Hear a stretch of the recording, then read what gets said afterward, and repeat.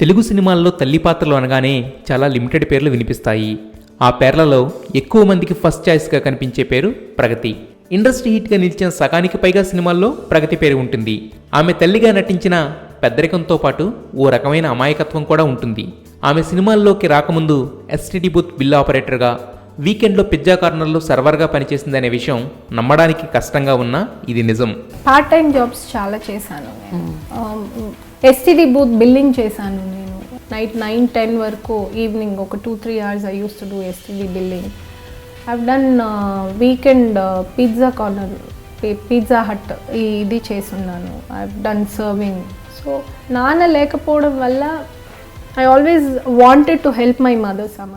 ఇక సినిమాల్లోకి వచ్చాక ఆమెను ఒక తమిళ హీరో, ఓ తెలుగు కమెడియన్ వేరే దృష్టితో చూశారట. వాళ్లతో ఆమె ఎలా రియాక్ట్ అయిందో క్లియర్గా వివరించింది. అలాగే ఓ టాలీవుడ్ హీరోకి మదర్గా చేయమని చెప్పినప్పుడు షాక్ అయిందట. ఆమెకు ముందుగా ఆ హీరో పేరు చెప్పకుండా క్యారెక్టర్ కమిట్ చేయించారట. అతనికి మదర్గా చేయమంటే కళ్ళల్లో నీళ్లు తిరిగాయట. ఇంకా హీరో రాలేదేమో అన్న ఫీలింగ్లో ఐ ఆస్క్డ్ హీరో ఎవరు, నేనే అమ్మా. ఒకలాగా పక్కకి వెళ్ళిపోయాం, కడుపు నిండా నీళ్ళు వచ్చేసాయి. అలాగే ప్రగతిని ఎవరైనా అమ్మ అంటే నో ప్రాబ్లం, కానీ ఆంటీ అంటే మాత్రం కోపం వచ్చేస్తుందట. ఇక ఎనర్జీకి మారుపేరుగా ఉండే ఓ టాలీవుడ్ హీరో అందరి ముందు ఆమెను కొంచెం చనువుగా పిలిచాడట. దాంతో వాళ్ళందరి ముందే ఆయనకి క్లాస్ పీకిందట. ఇక హోమ్లీ క్యారెక్టర్స్, డిగ్నిఫైడ్ రోల్స్ చేసే ప్రగతి చేతికి టాటూ ఎందుకుంటుంది అని చాలామందికి ఓ డౌట్ ఉంటుంది. అయితే దాని వెనుక ఉన్న అసలు నిజం తెలిస్తే ప్రగతిని చూసే దృష్టికోణం కూడా మార్చుకుంటారు.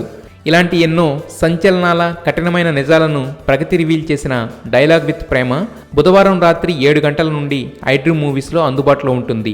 Don't miss to watch. గత చిత్ర దర్శకేంద్రుడు రాఘవేంద్రరావు, నాగార్జునల మెస్మరైజింగ్ కాంబినేషన్లో రూపొందిన ఎక్స్ట్రాడినరీ డివోషనల్ ట్రీట్ ఓం నమో వెంకటేశాయ.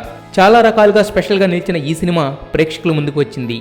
కథపరంగా చాలా తక్కువ కంటెంట్ ఉండడంతో మిగిలిన సీన్స్ని, క్యారెక్టర్స్ని క్రియేట్ చేసుకుని నిజంగా జరిగిన యథార్థ సంఘటనలను ఎపిసోడ్లుగా మలిచి ఈ సినిమాను తీశారు.